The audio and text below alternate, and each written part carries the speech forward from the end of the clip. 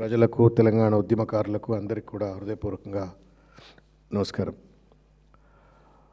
తెలంగాణ ఉద్యమం, తెలంగాణ ఉద్యమకారులు, తెలంగాణ అమరవీరులు, ఈ జ్ఞాపకాలు రాగానే, ఈ ప్రస్తావన రాగానే ఒక భావోద్వేగం కలుగుతుంది, ఒక ఉద్రేకం కలుగుతుంది, ఒక చైతన్యం అనిపిస్తుంది. రాజకీయ ప్రస్థానంలో ఉన్నాం కాబట్టి తెలంగాణ పట్ల మరింత బాధ్యత, చిత్తశుద్ధి కలిగినటువంటి ఒక నాయకుల లెక్క, ఒక పార్టీ కార్యకర్తల లెక్క, కేసీఆర్ సైనికుల లెక్క ఇంకా బలంగా పనిచేయాలనేటువంటి ఒక ప్రేరణ ఈ మూడు పదాలు తెలంగాణ ఉద్యమం, ఉద్యమకారులు, ఉద్యమం, అమరవీరులు అంటే గుర్తొస్తుంది. ఇవాళ ప్రభుత్వం 2.5 సంవత్సరాల వాగ్దానం తర్వాత వాళ్ళు జీవో నెంబర్ 679 అని చెప్పని మే 15 నాడు ఒక జీవో పట్టుకొచ్చి దాంట్లో కేశవరావు గారిని, పొన్నం ప్రభాకర్ గారిని, కోదండరామ్ గారిని, దయాకర్ గారిని, రాముల నాయక్ గారిని, మోత శోభన్ రెడ్డి గారిని అందరూ కూడా ఉద్యమకారులే కాబట్టి వాళ్ళతో ఒక కమిటీ వేసినారు. ఆ కమిటీ మీటింగ్ పిలిచినారు.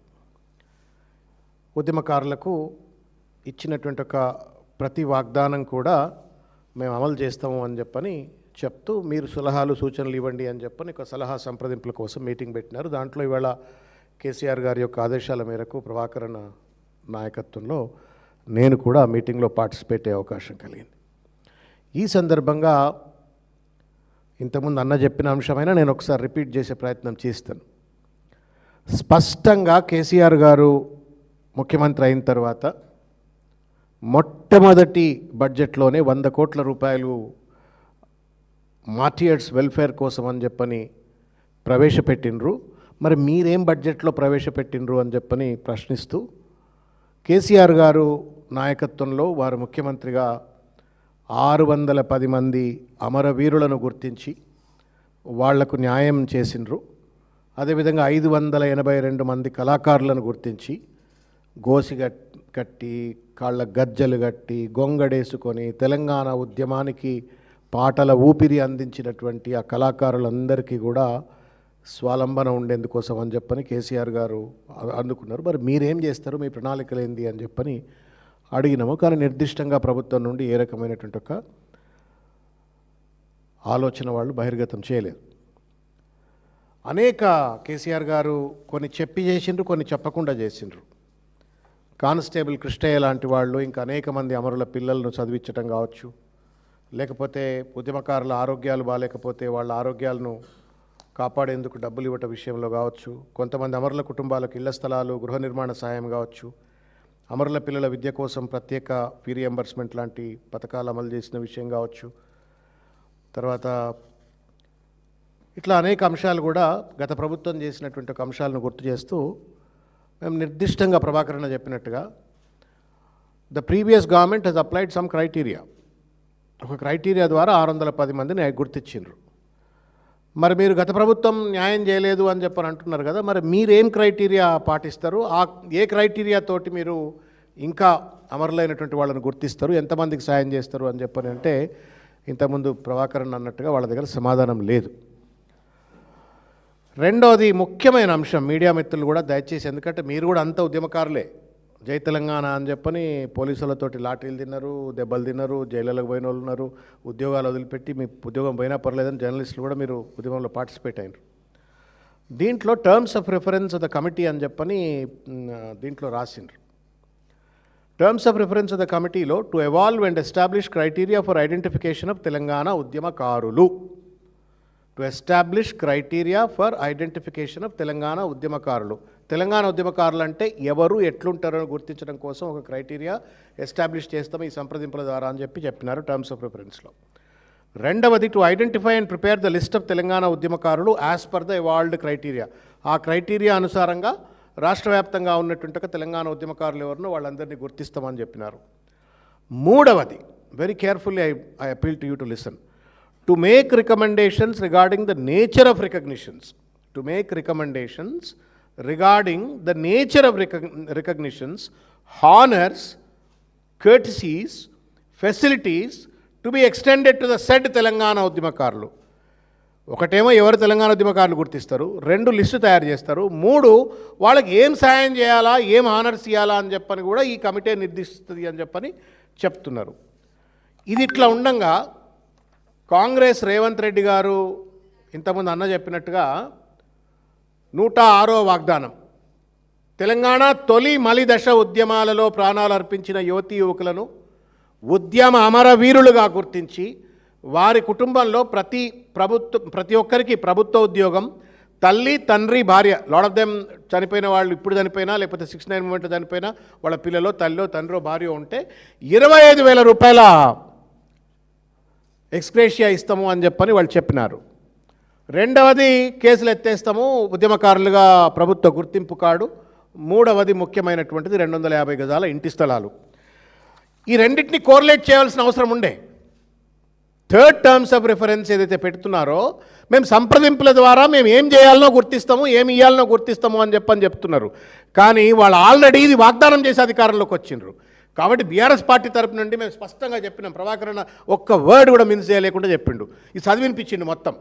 మీరు ఇది వాగ్దానం చేసిండ్రు, ఇది వాగ్దానం చేసి మీరు ఓట్లు వేయించుకున్నారు కాబట్టి మీ టర్మ్స్ ఆఫ్ రిఫరెన్స్లో పొందుపరచినటువంటి ఒక అంశం ఏంటంటే 25,000 రూపాయలు. 25,000 రూపాయలు ఇవ్వాలని అన్నాడు, 250 గజాల స్థలం ఇవ్వాలా అని చెప్పని నిర్ద్వందంగా చెప్పిండ్రు. ఇది మళ్ళా కూడా మేము బీఆర్ఎస్ పార్టీ వేదికగా మీరు ఒక మంచి కార్యక్రమానికి స్వీకారం చుట్టిండ్రు. We appreciate you have done a good job. But then తూతూ మంత్రంగా ప్రహసనంగా మార్చకండి దీన్ని you go little extend beyond what BRS government has done. BRS ప్రభుత్వం 610 చేస్తే నువ్వు 1200 మంది చేయి. 582 కళాకారులను గుర్తిస్తే నువ్వు 1000 మంది కళాకారులను గుర్తించు, ఐడెంటిఫై చేయి. ఆ క్రైటీరియా ఏమైనా ఉంటే అది డిస్కస్ చేసి దాన్ని డిఫైన్ చేసి చేయాలని చెప్పని మేము ప్రభుత్వానికి డిమాండ్ చేస్తూ ఉన్నాము, కళాకారులు ఉద్యమకారులు అమరవీరుల యొక్క తరపు నుండి. లేకపోతే ఉట్టుట్టి మాటలు మాట్లాడి, రెచ్చగొట్టే మాటలు మాట్లాడి, ప్రజలను మభ్యపెట్టి ఓట్లు దండుకొని మళ్ళా ఉద్యమకారుల పేరు మీద చిల్లర నాటకాలు చేసినట్టు అవుతుంది అనే విషయాన్ని నేను వారికి గుర్తు చేస్తూ ఉన్నాను. ఇంకొక ముఖ్యమైనటువంటి ఒక విషయం ఏంటంటే, ఇంతకుముందు అన్న చెప్పిండు సెక్రటేరియట్కి పోవడానికి ఎంత కష్టమవుతుంది. ఇలా మేము పోతే 3 సార్లు ఆపిండ్రు. ప్రభాకర్ అన్న పెద్ద ఉద్యమకారుడు, నోన్ ఫేసు, మాజీ ఎమ్మెల్సీ, కేసీఆర్ గారు షాడో, దాసోశ్రవణ్ ఎమ్మెల్సీ, మమ్మల్ని 3 చోట్ల ఆపి నువ్వెవరు అద్దాలు తీసి మమ్మల్ని పిలిచిండ్రు అని చెప్పి రానిచ్చిండ్రు. ఎవడన్నా పేద ఉద్యమకారుడు లోపల పోతాడా సెక్రటేరియట్కు? పోలేడు. సార్ మేము చెప్పినాం స్పష్టంగా, మీరు అమరవీరుల స్తూపం కేసీఆర్ గారు అద్భుతంగా కట్టిండ్రు, దాంట్లోనే ఆఫీస్ పెట్టుకొని ఒక డెడికేటెడ్ ఆఫీసర్, ఇక్కడ ఎవరు రామకృష్ణారావు సంతకం పెట్టిండు, secretary to the government political general administration అంటే రఘునందన్ రావు గారు వచ్చి కూర్చున్నారు. రఘునందన్ రావు గారిని కలిసినట్టు ఉంటుందా? మీరు ఎవరన్నా ఉద్యమకారు మీరే ఫోన్ చేయరు, జర్నలిస్టులు సెక్రటరియట్ బీటోళ్ళు కలవాలంటే కూడా కష్టమవుతుంది. కాబట్టి మేమేమన్నామంటే ఒక డెడికేటెడ్ కమిషన్గా మార్చండి. లైక్ బీసీ వెల్ఫేర్, ఇప్పుడు బీసీల వెల్ఫేర్ కోసం కమిషన్ ఉంది, ఎస్సీ ఎస్టీ వెల్ఫేర్ కోసం కమిషన్ ఉంది. అట్లాగే మీరు ఒక్క అడుగు ముందుకు కనుకొస్తే, ఈ జీవోలో మీరు ఏమన్నారు కమిటీ అన్నది, ఈ కమిటీని కనుక మీరు కమిషన్ అన్నట్టయితే దానికి ఒక కాన్స్టిట్యూషనల్ స్టాచ్యుటరీ శాంటిటీ వస్తుంది. మీరేమన్నా ఇప్పుడు ఇవాళ రేపు ఏంది, ఇప్పుడు కేశవరావు గారు ఇంత పెద్దోడైనా ఈయన చెప్తే చీఫ్ సెక్రటరీ వినాలి ఏం లేదు, గ్యారంటీ లేదు. We are in a very autocratic governance. ముఖ్యమంత్రి చెప్తే తప్ప ఫైళ్ళు కదలవు. కాబట్టి దీనికి ఒక కాన్స్టిట్యూషనల్ శాంటిటీ ఉండాలంటే దీన్ని ఒక కమిషన్గా మార్చినట్టయితే ఉద్యమకారులైన జర్నలిస్టులు కావచ్చు, అమరవీరుల కుటుంబాలు కావచ్చు, సబ్బండ వర్గాలు కావచ్చు, వీళ్ళందరూ కూడా దాంట్లో వెళ్ళి కన్సల్టేషన్ ప్రాసెస్ ఉంటుంది. కాబట్టి మీరు విస్తృతమైన పార్టీలతోటే ఆపకండి. సబ్బండ వర్గాలు జేఏసీలో అన్ని కులా సంఘాలు, అన్ని విద్యార్థి సంఘాలు, రకరకాలైన వ్యక్తులందరూ కూడా ఉద్యమంలో పార్టిసిపేట్ అయినరు. వాళ్ళందరితో కూడా ఈ సంప్రదింపుల కార్యక్రమాన్ని ముందుకు తీసుకెళ్లాలి. ఒక ప్రత్యేక కార్యాలయం, ప్రత్యేక కార్యదర్శి, ప్రత్యేక ప్రభుత్వం, ఇంతకుముందు వారన్నట్టుగా బడ్జెట్ ఇవన్నీ కూడా పెట్టాలని చెప్పని చెప్పడం జరిగింది. దాంతోపాటుగా మేము 2 విషయాలు చాలా స్పష్టంగా చెప్పినాం. ఉద్యమ చిహ్నాలను నాశనం చేయకండి. ఆల్రెడీ చేసిండ్రు, బట్ మేము తప్పదు కాబట్టి, ఉద్యమంలో ఉన్నటువంటి వాళ్ళం కాబట్టి, ఉద్యమకారులకు సంబంధించిన అంశాన్ని పట్ల చర్చ జరుగుతుంది కాబట్టి దానిపైన అడిగినాం. మేము తెలంగాణ ఉద్యమ నేపథ్యంలో వచ్చినటువంటి ఒక ఉద్యమ చిహ్నం, విప్లవ చిహ్నం తెలంగాణ తల్లి. ఆ తల్లి రూపురేఖలు మార్చేసినారు, ఇది అన్యాయం అవుతుంది. రెండవది, తెలంగాణ ఉద్యమానికి స్ఫూర్తి, రాష్ట్ర ఏర్పాటుకు స్ఫూర్తి డాక్టర్ బిఆర్ అంబేద్కర్ ఆర్టికల్ 3. ఆ ఆర్టికల్ 3ని గౌరవించాలంటే, రాజ్యాంగాన్ని గౌరవించాలంటే 125 ఫీట్ల అడుగులు ఉన్నటువంటి ఒక అంబేద్కర్ విగ్రహానికి తాళం వేసి పెట్టకండి కేసీఆర్ గారి పైన కోపంతో. అవన్నీ కూడా ఉద్యమ సంబురాల్లో భాగం కాబట్టి వాటిని కూడా కాపాడండి అని చెప్పని చెప్పడం జరిగింది. తర్వాత పాఠ్యపుస్తకాలలో తప్పనిసరిగా ఉద్యమకారులకు సంబంధించినటువంటి ఒక అంశాలన్నీ కూడా క్రోడీకరించాలా అని చెప్పని. ఇంకొక ముఖ్యమైనటువంటిది, మాకు చాలామంది ఇంతకుముందు పొద్దుగాల ప్రభాకరణ చెప్తా ఉండే, నాకు 5 గంటలకెళ్ళి ఫోన్లు వస్తూ ఉన్నాయి. ఇవాళ అనేక మంది ఉద్యమకారులు తెలంగాణ వ్యాప్తంగా ఫోన్ చేసి మీరు పోతున్నారట కదా అని చెప్పినట్టు. అందులో ప్రధానమైనటువంటిది అధికార భాగాల్లో అధికార కార్యక్రమాల్లో జరిగేటువంటి గ్రామ, మండల, జిల్లా, రాష్ట్ర స్థాయిలో జరిగేటువంటి కార్యక్రమాలలో ఉద్యమకారులకు ఒక ప్రత్యేకమైన సీట్లు వేయించండి. ఇప్పుడు let's say for example Golconda fort దగ్గర రేవంత్ రెడ్డి జెండా కూస్తాడు, కుర్చీ వేసి 10 కుర్చీలు వేస్తే ఉద్యమకారులు కూర్చుంటారు. వాళ్ళకి గౌరవం ఇవ్వండి. స్వాతంత్ర సమరయోధులుగా, తెలంగాణ స్వాతంత్ర సమరయోధులుగా గుర్తించండి అని చెప్పని నిర్ద్వందంగా మేము చెప్పడం అయింది. వాళ్ళు నిర్మాణాత్మకంగా ఏ పని చేసినా సహాయ సహకారాలు అందిస్తాము. కానీ ఎట్ ద సేమ్ టైం తూతూ మంత్రంగా ఏమైనా చేసే ప్రయత్నం చేస్తే మాత్రం తప్పనిసరిగా ఉద్యమకారుల పక్షాన, తెలంగాణ భారత రాష్ట్ర సమితి పక్షాన తప్పనిసరిగా వాళ్ళని ఎక్కడికక్కడ నిలదీస్తాము అని చెప్పనే విషయాన్ని గుర్తు చేస్తూ, ఒక విషయం ఈ సందర్భంగా గుర్తు చేస్తూ ఉన్నాం ఏంటంటే, యాకూబ్ రెడ్డి మీ అందరికి తెలిసే ఉంటుంది. పాపం తెలంగాణ పీక్ మూమెంట్లో 2010లో టెస్టికల్స్ విసికి కొట్టినరండి అప్పుడున్న ప్రభుత్వం, పోలీసులంతా. పాపం కాకతీయ యూనివర్సిటీలో అతి దారుణంగా ఈ పోలీస్ స్టేషన్ అన్ని పోలీస్ స్టేషన్లు తిప్పి కొట్టి నానా హింసకు గురి చేసి పాపం ఇలా అసలు మనిషిగా బతుకుతున్నాడా బతుకుతలేడా జీవోత్సవంగా ఉన్నాడు అనేటువంటి రీతిలో పడి ఉన్నాడు. ఆ వ్యక్తి పాపం కొట్టిన పోలీసుల ఆఫీసర్లు వెంకట నరసయ్యట ఎవరో ఇంకా కొంతమంది ఆఫీసర్ల పైన కేసులు వేస్తే అప్పటి ప్రభుత్వమే మళ్ళీ కనీసం హైకోర్టు తీర్పులను గౌరవించకపోగా మళ్ళీ సుప్రీంకోర్టుకి వెళ్ళి దానిపైన స్టే పట్టుకొచ్చి అతనికి ఇంకా కంపెన్సేషన్ ఇటువంటి రాలే. So we told very clearly, కేటగారికల్గా చెప్పినాం, మళ్ళీ కూడా రిటర్న్ రిప్రజెంటేషన్స్ ఇస్తాం.